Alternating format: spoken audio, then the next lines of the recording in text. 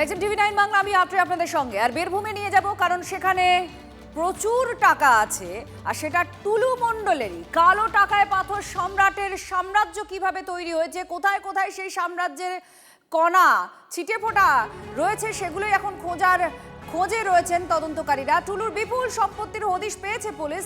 220 কোটি টাকা আর 400 বিঘে জমিরও খোঁজ পুলিশ পেয়েছে। আর বিপুল অঙ্কের অর্থের মধ্যে নগদ যেমন আছে, সোনা, ব্যাংকে জমানো টাকারও হদিশ পাওয়া গেছে। ফেরার টুলু, এখনো পর্যন্ত দুজন গ্রেফতার হয়েছে। ধৃতদের মধ্যে মিনার মণ্ডলের বাড়ি থেকে উদ্ধার হয়েছিল টাকা আর সোনা। গ্রেফতার হয়েছে টুলু মণ্ডলের ম্যানেজার সীতেশ প্রামাণিকও। তাকে জিজ্ঞাসাবাদ করা হচ্ছে। ছাপাখানার যন্ত্র উদ্ধার হয়েছে, মনে করা হচ্ছে নকল ডিসিআর ছাপানো হতো এই ছাপাখানার যন্ত্রে।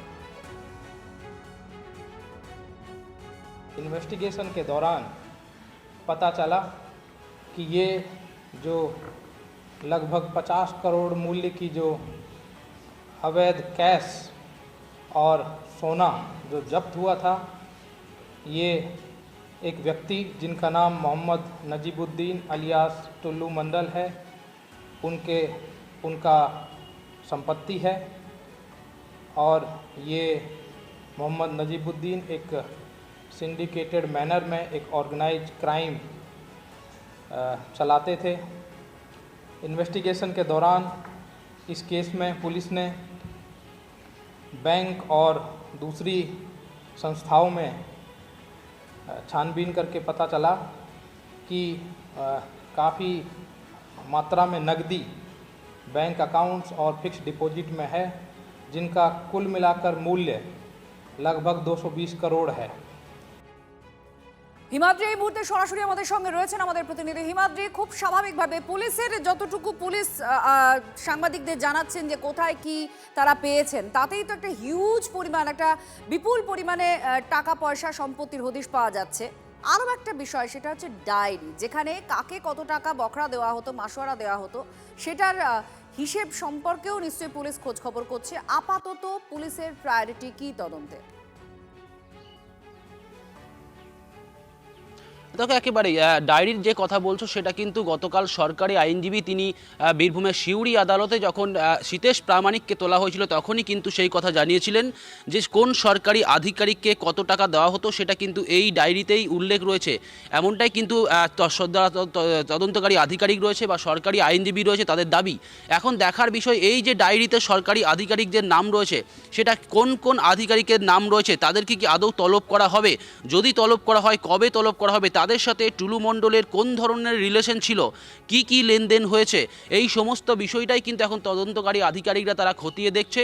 পাশাপাশি এই যে নগদ অর্থ যে উদ্ধার হয়েছিল, যে 15 কেজি সোনা উদ্ধার হয়েছিল, সেই টাকা এবং সোনা যেটা দাবি করা হচ্ছিল যে টুলু মণ্ডলে, সেটা কিন্তু শিলমোহর দিয়ে দেওয়া হলো। গতকাল যে সাংবাদিক সম্মেলন করলেন পুলিশ সুপার, তিনি সেখানে শিলমোহর দিয়ে বললেন এই যে টাকা এবং সোনা উদ্ধার হয়েছিল সেটা টুলু মণ্ডলের টাকা।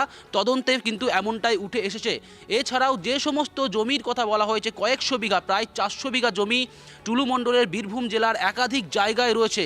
সেই জায়গাগুলি কোথায়, সেই জমিগুলি কোথায় কোথায়, এই যে কয়েকটাই বাড়ি এবং কয়েকটি বাগান বাড়ি, এইগুলি ইতিমধ্যেই চিহ্নিত হয়েছে। যেমন সিউড়িতে টুলু মণ্ডলের যে বাড়ি রয়েছে, দেউচাতে যে বাড়ি রয়েছে, পাচামিতে যে বাড়ি রয়েছে, পাশাপাশি সিউড়িতে যে বাগান বাড়ি রয়েছে, এই ধরনের কিছু কিছু যে সম্পত্তি এখনও পর্যন্ত চিহ্নিতকরণ করা হয়েছে পুলিশের পক্ষ থেকে বা সম্ভব হয়েছে।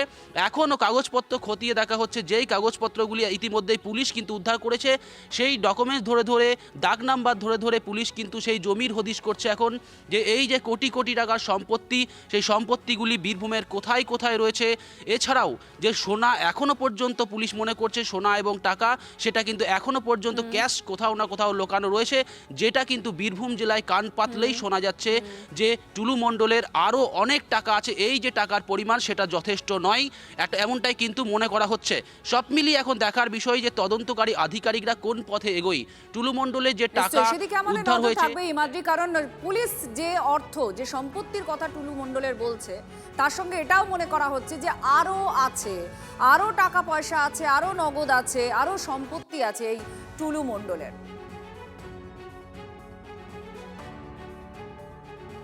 আর তার মধ্যে ডায়েরি নিয়ে রহস্য তৈরি হয়েছে, কারণ লাল কালো এই সমস্ত ডায়েরির কথা বাংলার মানুষ শুনেছেন আগে, কোনো না কোনো ঘটনায় এসেছে এগুলো। এবার বীরভূমের পাথরবালি মাফিয়া নাজিবউদ্দিন ওরফে টুলুর ডায়েরির খোঁজ। সূত্রের খবর, তাতে গিজগিজ করছে একাধিক প্রশাসনিক আর পুলিশ কর্তা এবং নেতাদের নাম লেখা আছে সেখানে। কাদের কত দেওয়া হতো মাসোহারা সব নাকি এই ডায়েরিতেই লেখা আছে। এর মধ্যেই টুলুর ম্যানেজারকে জালে তুলেছে পুলিশ। এনার নিজের হাতের লেখার একটা ডায়েরি পাওয়া গেছে। বিভিন্ন গভর্নমেন্ট অফিসারদের টাকা অ্যালট করতেন।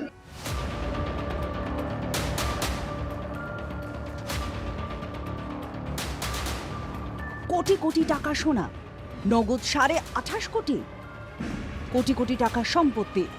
বীরভূমে অভিযান চালালে নিজামউদ্দিন ওরফে টুলু মণ্ডলের খাজানার হদিশ মিলছে।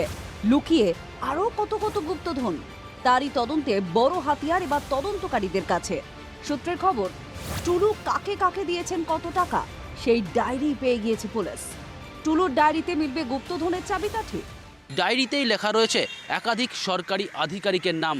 সরকারি আইনজীবী দাবি করছেন যাদেরকে যাদেরকে টাকা দেওয়া হতো সেই সমস্ত হিসাব নাকি ওই ডায়েরিতেই রয়েছে।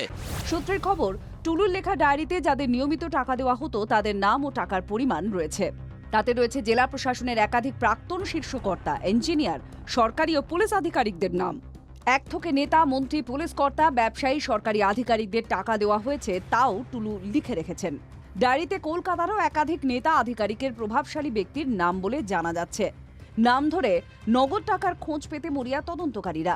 এনার নিজের হাতের লেখার একটা ডায়েরি পাওয়া গেছে, কাগজ পাওয়া গেছে, যেখানে দেখা যাচ্ছে যে উনি বিভিন্ন গভর্নমেন্ট অফিসারদের টাকা অ্যালট করতেন। ডায়েরি প্রথম রিকভার হলো।